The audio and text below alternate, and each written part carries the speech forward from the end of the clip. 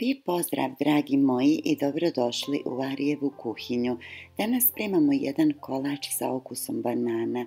Za sve vas koji volite krem bananice i kolače sa bananama, sigurna sam da će se ovaj svidjeti. Dosta je kremast i ukusan, a jednostavno se sprema. U 100 g brašna dodat ćemo jednu veliku kašiku kakao praha i prosijati. Dodajte i 2 kašike šećera i jednu vrećicu vanilin šećera.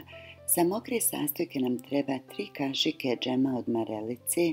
Dodat ćemo 100 ml vode, malo promiješajte pa dodajte jednu veliku kašiku meda. Dodat ćemo i 3 kašike ulja i pola male kašičice sode bikarbone i ovo izmiješati. Nema veze ako ostaje poneka grudvica, dok dodate brašno i izmiješate, to će sve lijepo da se sjedini. Koricu vi možete napraviti koju god hoćete, ja sam vam s namjerom pokazala ovu jer je možete iskoristiti za sve vaše posne torte. Ako tražite neku posnu koricu da je sočna, mekana, a ukusna, onda je ova za vas. Smjesu ćemo istresti u kalup prečnika 22 cm i peći u rerni zagrijanoj na 180 stepeni 10 minuta. Korica pečena je na dodir čvrsta, pa u zavisnosti od vaše rerne možda će biti malo prije ili malo kasnije. Koricu potpuno ohladite. U 1,5 vrećicu želatine dodajte 5 kašika vode, izmiješajte da nema grudvica i ostavite sa strane. 600 ml mlijeka dodat ćemo 150 g šećera. Ova krema nije puno slatka, ako volite slađe možete dodati i više šećera.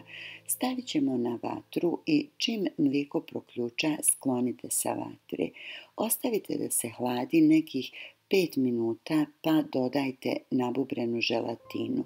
Miješajte dok se želatina potpuno ne otopi i za svaki slučaj opet provjerite špatulom da budete sigurni da se želatina potpuno otopila. Ostavite ovo da se ohladi do sobne temperature. Za to vrijeme mi ćemo pripremiti kalup. Kalup okrenite naopačke, znači neka ova strana gdje je udubljenje dođe prema gore. Ispod kalupa stavit ćemo jedan sloj aluminijumske folije, preko njega stavljamo prozirnu foliju, preko folije kalup i sve ćemo zatvoriti, odnosno napraviti obruč sa strane. Ja ovo radim zato što želim da mi kolač bude što ravniji. Ako vama nije to toliko bitno, vi možete da preskočite ovaj korak. Kolač na kraju možete staviti u obložen kalup kojim ste samo ivice obložili, stavite koru i stresete kremu i odozgo čokolada. Ja ću prevrnuti kolač naopačke pa mi je bitno da bude ravan. Ivice kalupa možete obložiti i acetatnom folijom. Ja volim da koristim najobičniji celofan, on mi se najlakše odvaja. Ostavite ovo sa strane, a mi idemo dalje. Treba nam jedna bočica ekstrakta banane i pored toga koristit ćemo i 3 šlag pjene. Mlijeko nam je sad sobne temperature, znači nije potpuno hladno, mlako je. Mutit ćemo ga mikserom nekih otprilike 5 minuta dok se ne zapjeni. Pošto je smjesa rijetka, gledajte da koristite što nižu brzinu. Ja sam na srednjoj brzini mutila i tako najmanje pršće. Poslije nekih 5 minuta dodajte šlag pjene i nastavite mutiti dok ne dobijete gušću smjesu. To neće biti gusta smjesa kao kad mutite šlag, bit će otprilike neke gustine, da kažem tečnog jogurta. Možda će vam biti lakše, meni je bilo lakše da nagnem zdjelu malo prema sebi, tako nije prskalo na sve strane. Kad dobijete otprilike ovu gustinu, istresite i ekstrakt banane i mutite još minut, 2 da se sve lijepo poveže. Ćemo smjesu istresti u kalup. Kad budete mutili, gledajte da mutite u što dubljoj zdjeli, bit će vam lakše tako. Smjesu istresite u kalup, Gledajte da idete ovako u krug da bi se što ravnomjernije rasporedila i da ne bi ostalo između mjehurića vazduha. Poravnajte koliko možete, pa ćemo preko staviti koricu. Ohlađenu koricu odvojite od ivica kalupa i zajedno je sa papirom ostavite sa strane. Ja sam kalup oprala pa sam ga nastavila koristiti dalje. Koricu okrenite tako da papir dođe na gore. Odvojite papir pa koricu stavite pažljivo preko kreme. Ne brinite, neće ona propasti unutra. Malo poravnajte i ovo ide u frižider najmanje 5 sati da se dobro stisne. Ovo možete napraviti i navečer pa ostaviti preko noći u frižideru. Kod mene je kroz 5 sati bila spremna.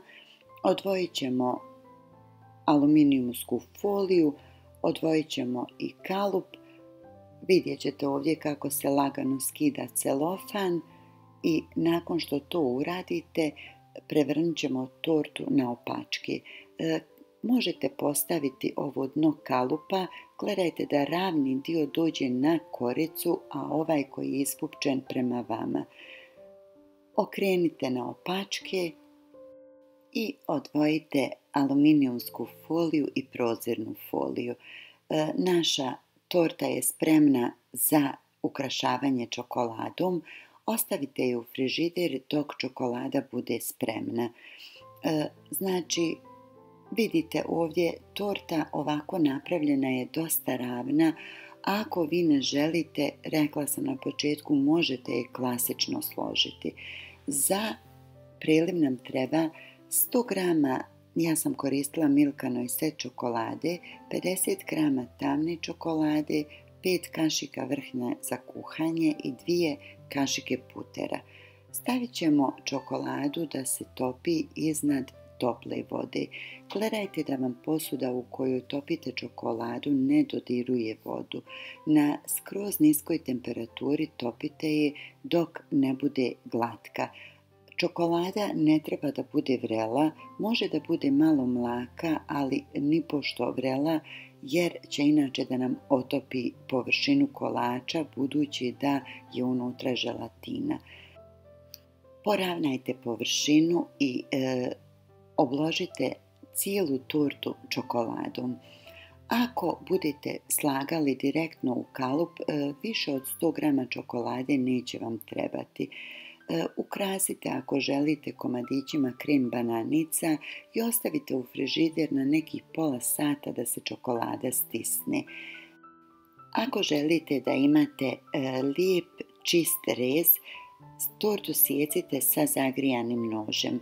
Znači nož stavite u ključalu vodu, posušite ga pa isjecite tortu.